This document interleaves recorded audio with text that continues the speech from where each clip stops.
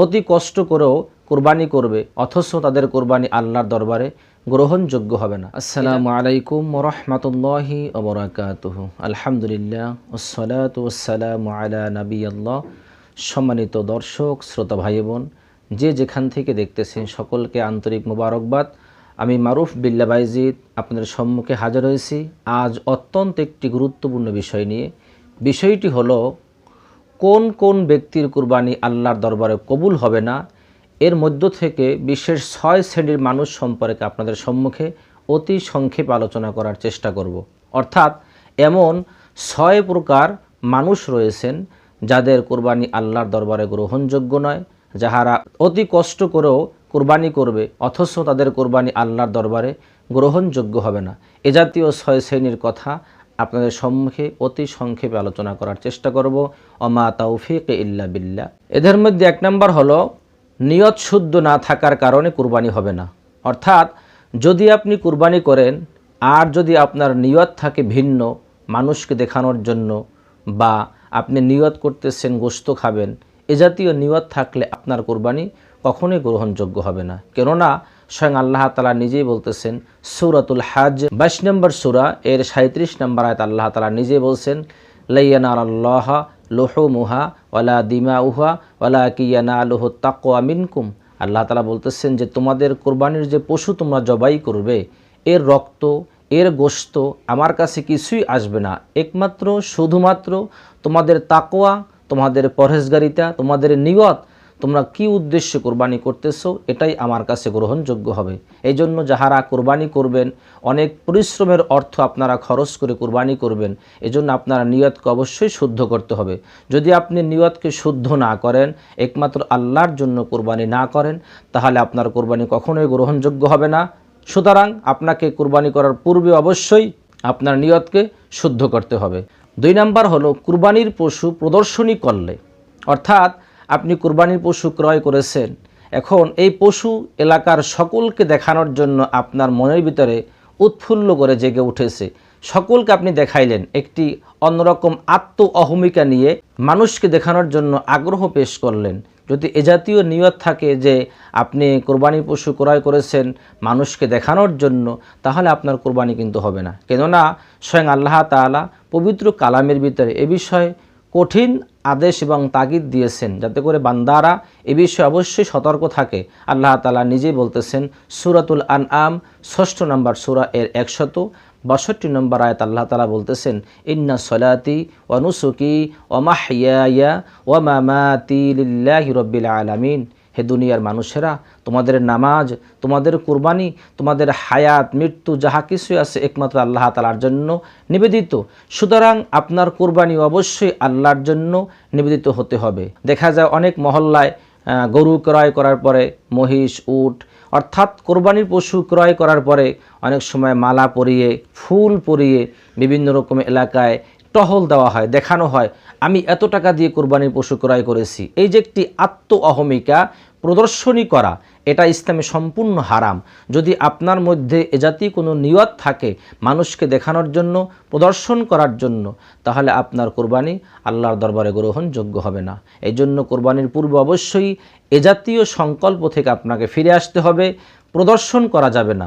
3 নম্বর হলো কুরআন সুন্নাহর বিধানের লঙ্ঘন করা।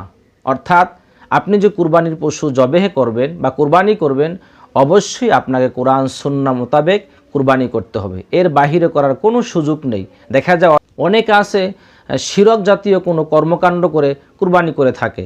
বিশেষ করে কিছু মাজার পূজারী বা যারা শিরক করে থাকে, এরা অনেক সময় পীরের ছবির সাথে গরু বা কোরবানির পশুর একটি রশি ওখানে স্পর্শ করে তারপর কোরবানি করে, বা বিভিন্ন মাজারের নামে কুরবানি করে থাকে।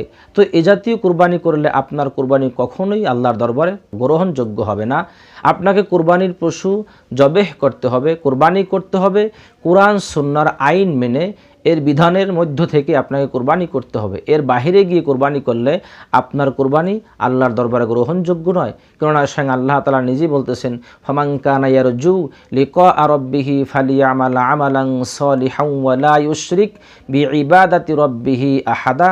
যে ব্যক্তি তার রবের সাক্ষাৎ কামনা করতে চায়, তার রবের দিদার লাভ করতে চায়, সে অবশ্যই তার জন্য আল্লাহর জন্য ইবাদত করবে, সে কারো সঙ্গে শিরক করবে না, তার রবের সঙ্গে একাত্মবাদের সঙ্গে তাওহীদের সঙ্গে কারো সঙ্গে অংশীদার করবে না।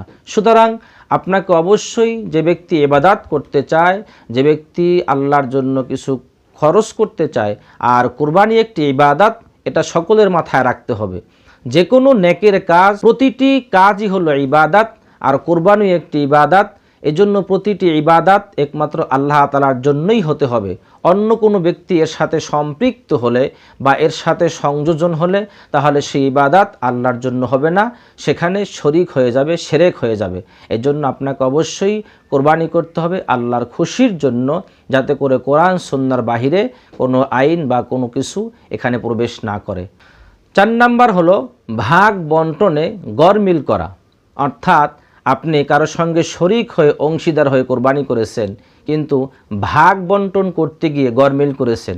অর্থাৎ আপনি আপনার শরিকদেরকে গোশতের সংখ্যা কম দিয়ে হাড়ের সংখ্যা বেশি দিয়েছেন, অথবা আপনি ওজন করতে গিয়ে আপনি 2 থেকে 5 কেজি গোশ বেশি নিয়ে ফেলেছেন তাকে না দেখিয়ে।